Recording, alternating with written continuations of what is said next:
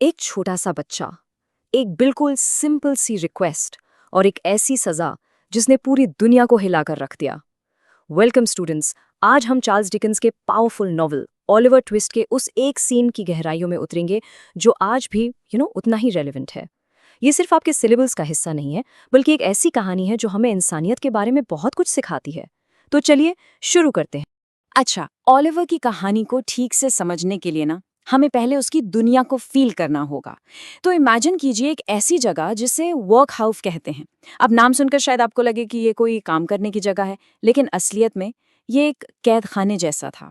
एक ऐसी जगह जहां गरीबी को एक जुर्म माना जाता था और उसकी सजा थी एक कठोर बेरहम सिस्टम।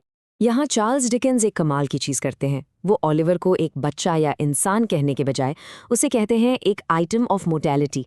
सोचिए ज़रा, आइटम मतलब एक चीज़। एक नए पैदा हुए बच्चे को एक चीज़ की तरह देखा जा रहा है। बस यही एक लाइन हमें उस सिस्टम की पूरी सच्चाई बता देती है कि ओलिवर उनके लिए एक इंसान नहीं, सिर्फ एक नंबर, एक बोझ था। ओलिवर की किस्मत में तो जैसे पैदा होते ही अंधेरा लिख दिया गया था। जिस माँ ने इसे जन्म दिया, उसकी सांसें ओलिवर के इस दुनिया में आने के कुछ ही पल बाद थम गईं। उसकी कोई पहचान नहीं थी, यहां तक कि उसका नाम भी उसका अपना नहीं था। जो पैरिश ऑफिसर था, मिस्टर बम्बल, उसने उसे ओलिवर ट्विस्ट नाम दे दिया, जैसे वो कोई फाइल हो जिसे एक नाम देकर आगे बढ़ाना हो। शुरू से ही वो सिस्टम के लिए सिर्फ एक बोझ था। और सोचिए, उस पर एक बैज और टिकट लगा दिया गया, जैसे वो कोई प्रोडक्ट हो, कोई इंसान नहीं। उसका फ्यूचर उसके पैदा होने से पहले ही लिख दिया गया था कि वो हमेशा एक पराया चाइल्ड, एक वर्क हाउस ऑर्फन ही रहेगा।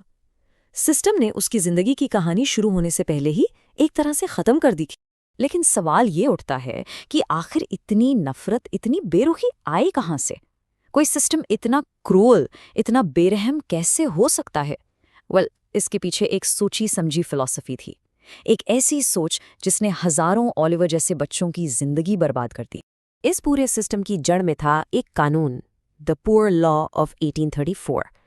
सरकार ने सोचा कि गरीबों पर खर्चा कम करने का सबसे अच्छा तरीका क्या है? उनकी मदद करना?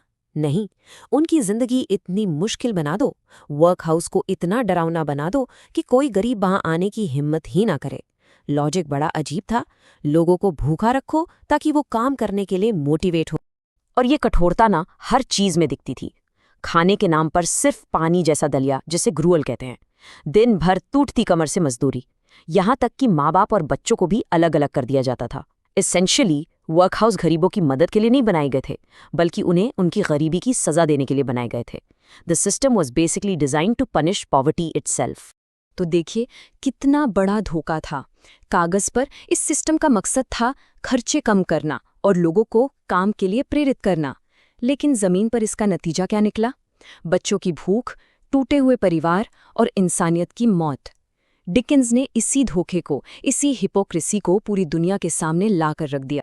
इसी बेरहम सिस्टम के बीच डाइनिंग हॉल में अब हमारी कहानी का टर्निंग पॉइंट आता है। ये वो जगह है जहां बच्चों की भूख अब उनके डर पर हावी होने वाली है। एक ऐसा फैसला लिया जाने वाला है जो सब कुछ बदल देगा। आप खुद इमेजिन करके देखिए, आप एक बढ़ते हुए बच्चे हैं और आपके सामने दिन में 3 बार बस एक कटोरा पतला बेस्वाद दलिया रख दिया जाता है। That's it. इससे पेट नहीं भरता, बस जान बची रहती है। डिकेंस इसे स्लो स्टार्वेशन कहते हैं। एक ऐसी भूख जो आपको धीरे धीरे अंदर ही अंदर खा जाती है। और ये भूख उन बच्चों को किस हद तक ले जाती है, इसका अंदाजा आप इस बात से लगा सकते हैं। एक बच्चा इतना डेस्परेट हो जाता है कि वो कहता है, अगर मुझे और खाना नहीं मिला तो मैं अपने पास सोए इस लड़के को ही खा जाऊंगा। ये सुनने में अजीब लगता है ना? लेकिन डिकेंस ने ये लाइन इसलिए लिखी ताकि हम समझ सकें कि उस सिस्टम ने बच्चों से उनकी मासूमियत छीनकर उन्हें एक तरह से जानवर बनाने पर मजबूर कर दिया। अब देखिए, सभी बच्चे जानते थे कि मास्टर से और खाना मांगना मौत को दावत देने जैसा है। डर तो सबको लग रहा था, इसलिए उन्होंने एक फेयर तरीका निकाला, कैस्टिंग लॉट्स, यानी तिनके निकालकर फैसला करना कि कौन ये खतरा उठाएगा। ये उनका छोटा सा डर से भरा हुआ इलेक्शन था। और किस्मत ने इस मिशन के लिए सबसे कमजोर, सबसे मासूम बच्चे को चुना, ओलिवर ट्विस्ट। और अब वो पल आता है जिसके लिए ओलिवर ट्विस्ट हमेशा याद रखा जाएगा। पूरे हॉल में एकदम सन्नाटा है। सारे बच्चों की सांसें रुकी हुई हैं और एक छोटा सा कांपता हुआ ओलिवर अपना खाली कटोरा लेकर उस पहाड़ जैसे मास्टर की तरफ बढ़ता है। वो धीरे से कहता है, please sir, I want some more. ये 5 शब्द, ये सिर्फ शब्द नहीं थे, ये एक क्रांति थी। उस एक पल में ओलिवर ने सिर्फ खाना नहीं मांगा था, उसने अपना हक मांगा था। उसने उस पूरे सिस्टम से सवाल किया था जो उसे इंसान ही नहीं मानता था। एक अनाथ जिसे वो आइटम समझते थे, उसने और मांगने की हिम्मत कर ली थी। अब जरा उन अथॉरिटीज के बारे में सोचिए। उनके लिए तो जैसे दुनिया ही उलट गई। मास्टर का चेहरा सफेद पड़ गया, जैसे उसने कोई भूत देख लिया हो। उसके असिस्टेंट्स जहां थे वहीं पत्थर के बन गए। उनके लिए ये एक बच्चे की मासूम रिक्वेस्ट नहीं थी, नो, ये एक बगावत थी। उनके पावर पर, उनके घमंड पर एक सीधा हमला। और इस शौक में मास्टर ऐसी बात कहता है जो बेहद फनी होती अगर इतनी सैड ना होती। वो कहता है, इसको तो फांसी पर लटका दो। सोच के देखिए, थोड़ा सा दलिया मांगने की सजा, फांसी। ऑब्वियसली ये एक एग्जैजरेशन है, और लिटरेचर में जब हम किसी बात को बहुत बढ़ा चढ़ा कर बोलते हैं तो उसे कहते हैं हाइपरबोल। ये आपके एग्जाम के लिए एक इंपॉर्टेंट टर्म है, इसे याद रखिएगा। डिकिंस इस हाइपरबोल का यूज करके उन अथॉरिटीज का मजाक उड़ा रहे हैं, ये दिखाने के लिए कि वो कितने बेवकूफ और जालिम थे। तो उस एक सवाल की कीमत ओलिवर को क्या चुकानी पड़ी? सिस्टम ने फैसला किया कि इस बगावत को ऐसे कुचला जाए कि आगे से कोई और बच्चा सिर उठाने की हिम्मत ना कर सके। उसे एक एग्जाम्पल बनाना था। सजा का सिलसिला शुरू होता है। पहले मास्टर उसी लैडर से ओलिवर के सर पर मारता है, फिर उसे एक अंधेरे ठंडे कमरे में बंद कर दिया जाता है जैसे वो कोई जानवर हो। और फिर हद तो तब हो जाती है जब बोर्ड इस डेंजरस बच्चे से पीछा छुड़ाने का फैसला करता है। गेट पर एक नोटिस लगा दिया जाता है कि जो भी इस बच्चे को ले जाएगा उसे 5 पाउंड का इनाम मिलेगा। सोचिएगा, एक इंसान की कीमत 5 पाउंड। उसे लिटरली बेचा जा रहा था। तो अब जब हमने ये पूरी कहानी देख ली है, चलिए पर्दे के पीछे देखते हैं डिकिंस का असली मकसद क्या था। क्योंकि ये कहानी सिर्फ एक बच्चे की भूख के बारे में नहीं है, ये उस पूरे समाज की भूख के बारे में है, इंसाफ की भूख। डिकिंस ने ओलिवर को एक आईना बनाकर उस वक्त की समाज को उसकी असली सूरत दिखाई। उन्होंने दिखाया कि कैसे सोशल इनजस्टिस के नाम पर गरीबों को ही उनकी गरीबी की सजा मिलती थी।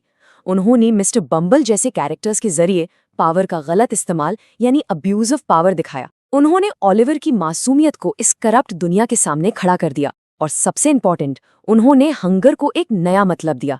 ये सिर्फ पेट की भूख नहीं थी, ये हर उस इंसान की भूख थी जो प्यार, इज्जत और इंसाफ के लिए तरस रहा था। और डिकिंस का जादू यही था। वो नहीं चाहते थे कि आप सिर्फ इस प्रॉब्लम के बारे में जानें, वो चाहते थे कि आप इस प्रॉब्लम को महसूस करें।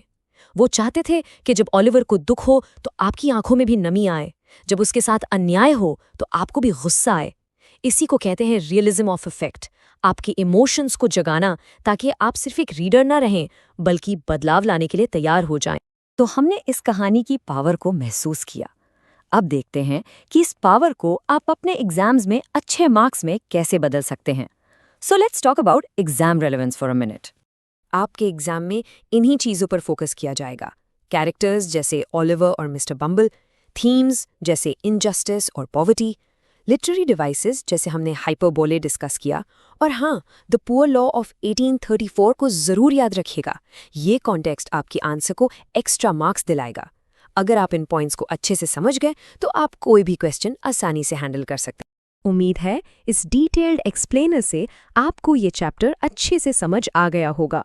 अगर आपको हमारा ये तरीका पसंद आया तो ICSE फॉर ऑल को सब्सक्राइब करना ना भूलें। हम मिलेंगे अगले एक्सप्लेनर में। Thank you for watching.